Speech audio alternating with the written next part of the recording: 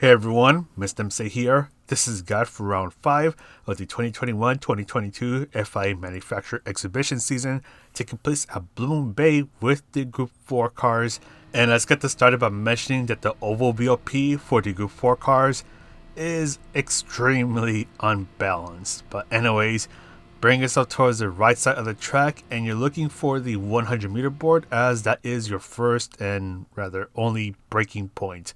So brake hard for a short moment, ease off the brakes as you turn in, and gradually get on the throttle, just trying to maximize your exit speed without hitting the wall. Also, here's the only penalty serving zone. The only penalty serving zone is just after turn 1 ends. Turn 2, you can easily take it flat out. Just bring yourself as close as you can to the left side of the track without getting onto the blue or the yellow stuff. Finally, for this part, you want to ease off of the throttle and turn in just after you pass the 100 meter board. So just ease off of the throttle, wait until the yellow area on the left turns blue, as that's when you want to start to get on the throttle. Time it just right so you can barely miss the wall, and that's pretty much it for the lap guide. So in a moment, we're going over to the qualifying section of the guide, where you only have 5 minutes to try to get the best qualifying time possible. Because Blue Moon Bay is a high-speed track, you really want to try to take advantage of the slipstream if you can get even a whiff of it because of the extremely unbalanced BOP. So depending on the car that you're in, you want to try to find a car that's very slightly faster than you or a car that is around the same pace as you so you can keep up with them. Because, for example, I'm in the BMW M4. It's a very slow car here at Blue Moon Bay, and I'm going to try to hang out behind Tezar, who's in front of me in the Dodge Viper, and he's just going to ditch me because his car is that much faster than mine. I think his Viper is around 1 second per lap faster than my car, so on the main straight, he just ditches me. I already lost the slipstream. The McLaren 650S and other cars like the Honda NSX and the Citroen are also much faster than my car. Those are around 1.5 seconds per lap faster than mine. I mean, you can just see that the McLaren behind me is catching up to me so fast. It's like I'm in a Group 4.5 car at this point. I mean, he just catches up to me so fast. I mean, I'm just going to let him by. The Corvette is also another fast car. My car cannot keep up with them. So if you're not in the McLaren 650S, the Citroen, the Corvette, the Viper, or the NSX, then chances are you're not going to do as well in this race just because those cars are that much faster. And if you're in the Alfa Romeo 4C, don't even bother doing this race because that car is horrendously slow. I think it's even slower than my car. But yeah, I got a better exit than the McLaren, and he's just still going to speed away from me. That's how ridiculous the oval BOP is. I mean, you can see me just laughing at the situation because the BOP is just horribly unbalanced. My best qualifying time was a 49.0 after, what was that? I think it was like 4 to 5 qualifying laps. Yeah, the McLaren and the Honda, they can do 47.7s, even 47.5s. And the best I can do is a 49.0. That's how ridiculous this is. And apologies for the rant, just because I just find the BOP just so ridiculous that if you're basically not in any one of those cars that I mentioned earlier, then your odds of doing well are so much lower that this is more of a meme race. But anyways, we're doing 25 laps here at Blue Moon Bay in the extremely unbalanced BOP Group 4 cars. Fuel is a ×3. Fuel is actually a really big issue here. And the tire wear is a ×15. So tire wear is extremely brutal here. And we're on the racing medium tires. And while the racing medium tires are the only tires that we are working with for this race, there are 2 required pit stops that you need to make. So you need to pit 2 times so you don't get a 1-minute penalty after the race ends. And you're definitely going to want to take advantage of those pit stops because tire wear is extremely brutal. Your racing medium tires, it'll depend on the kind of car you're in, but for me, I was able to get around 10 laps max on the racing medium tires, but I'm going to suggest that you pit every 8 to 9 laps. So you're pretty much just splitting your stints as evenly as possible. So for example, in the test races that I was doing, I started with an 8-lap stint on the racing medium tires, then another 8-lap stint on the racing medium tires, and then I finished with a slightly longer 9-lap stint on the racing medium tires. And you're definitely going to want to fuel save because it could be very easy to use too much fuel and end up having to refuel twice, which means that you're going to waste even more time in the pit stop. And with me, what I kind of found out that what I like to do for my stints was to do the 8-lap stints for the first 2 stints, because if I were to fuel save just right, then I can use all 100% of fuel in the first 2 stints. So if I do just enough fuel saving when I end my 8th lap and go into the pit stops, I should have 50% of fuel left. And then if I continue doing that fuel saving throughout my second stint, then I should be entering my second pit stop at 0%. And I just do that because it's easier for me to measure things out instead of doing 9 laps on the mediums and then 8 laps on the mediums or vice versa for the first 2 stints. That kind of just confuses me, so I just do 8 and 8, and that way I can just calculate things a bit more easily. And you'll actually see that on the bottom right hand corner of the screen where I have the multi-function display on the fuel mapping. So I'm monitoring the fuel mapping just to make sure that I have just enough fuel and that I'm on track to do what I want to do. And as you see right now, I'm going to go into the pit stops, entering with just the right amount of fuel that I need, 50% of fuel. So all I need to do is just change tires, and I don't need to refuel because I know that if I continue doing the fuel saving that I'm doing, then I could easily survive until I go into the next pit stop at the end of lap 16, where I go for a tire change and refuel. Once again, it's very easy to use too much fuel and end up having to refuel twice, which means that you're going to waste even more time on your 2 pit stops. And you can fuel save by being under someone's slipstream, short shifting, and then adjusting the fuel mapping that you see on the bottom right hand corner of the screen. I mainly adjust it when I'm getting close to a turn where I have to slow down, so I'm not using as much fuel just before I have to start to slow down. And yeah, just look at the Citroen. It's so much faster than me. Yeah, the Citroen's around 1.5 seconds per lap faster than my M4. But anyways, yeah, so you're going to see me go into the final corner, and actually, okay, this time I don't adjust the fuel mapping, but normally there I would adjust the fuel mapping to go all the way to 6, so I'm not using as much fuel just before I start to slow down. And yeah, so I already lost the slipstream of the Citroen because it is that fast.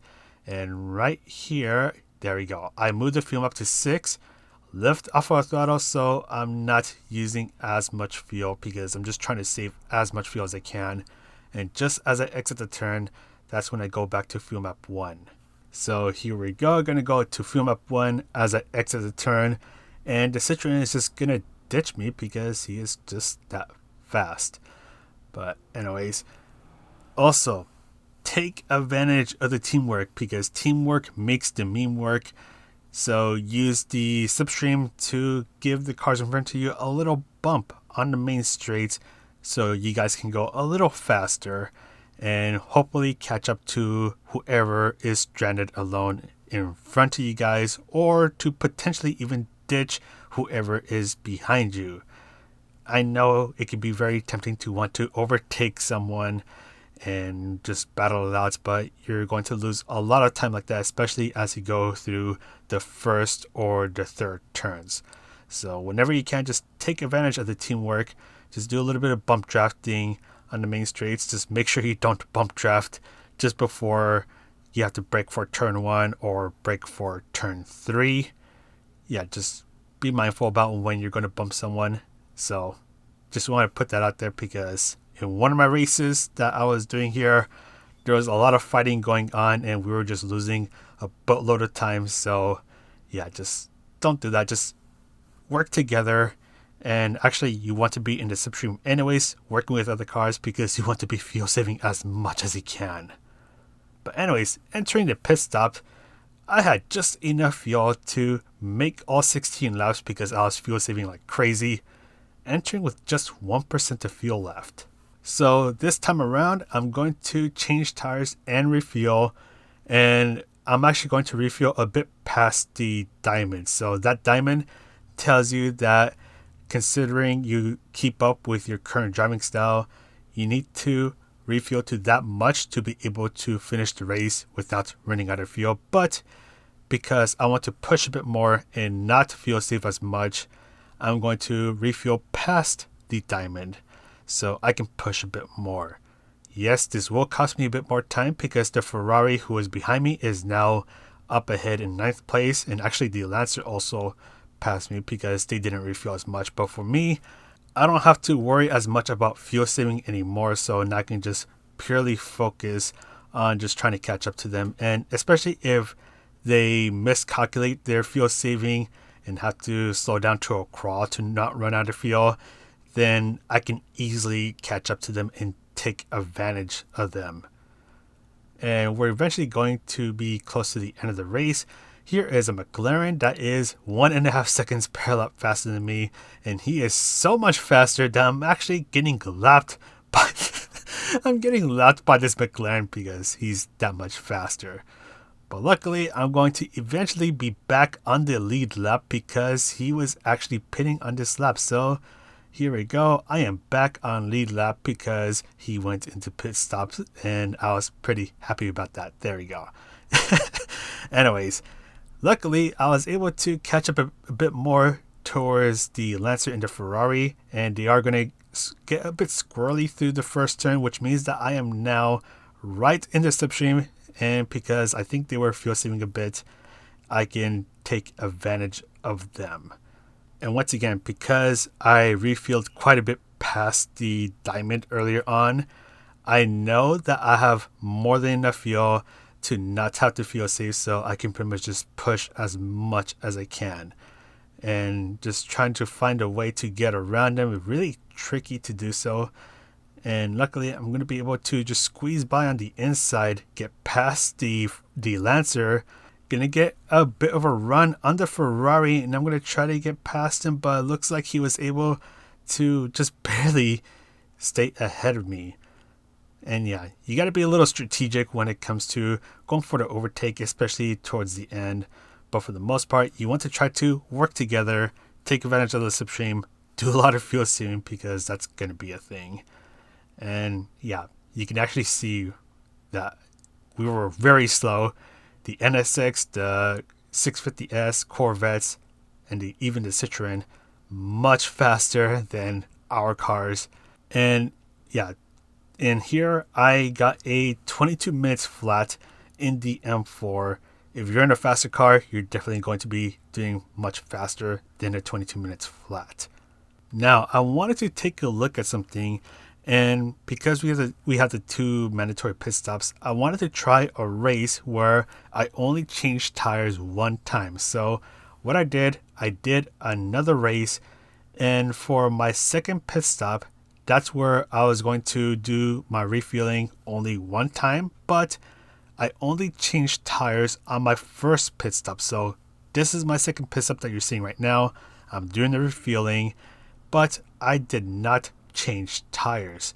So the question is it worth it to only change tires one time? And at first, it may seem worth it because you're going to gain quite a bit more time compared to those who change tires twice. But the tire wear being at times 15 and Blue Moon Bay being extremely harsh on the tires is going to make that one tire change definitely not worth it. So skipping on a tire change is a huge gamble.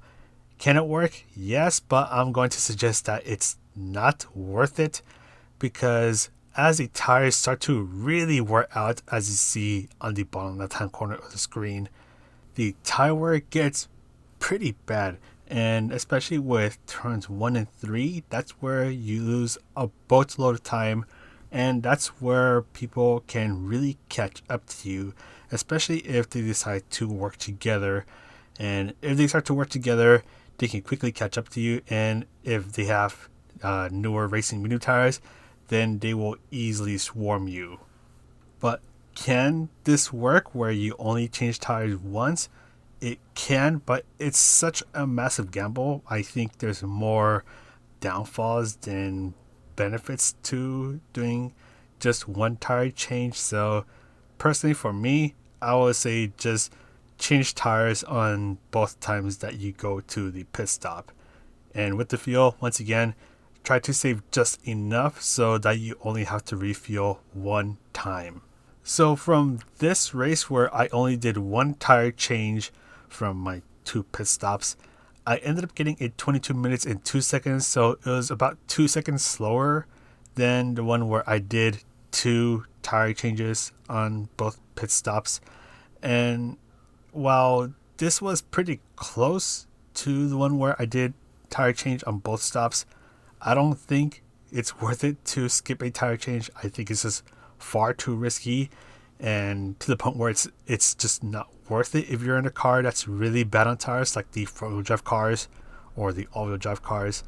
I think it's a much better and safer choice to change tires both times, and if you can, try to refuel only one time. But that's pretty much it for the guide. Once again, you must stop 2 times in this race, and just try to fuel save just enough so that you only refuel one time, and change tires both times, because tire wear is a royal pain in the butt. But that's all for me. Thank you guys for the support. Thank you to Playseat for supporting the channel as well.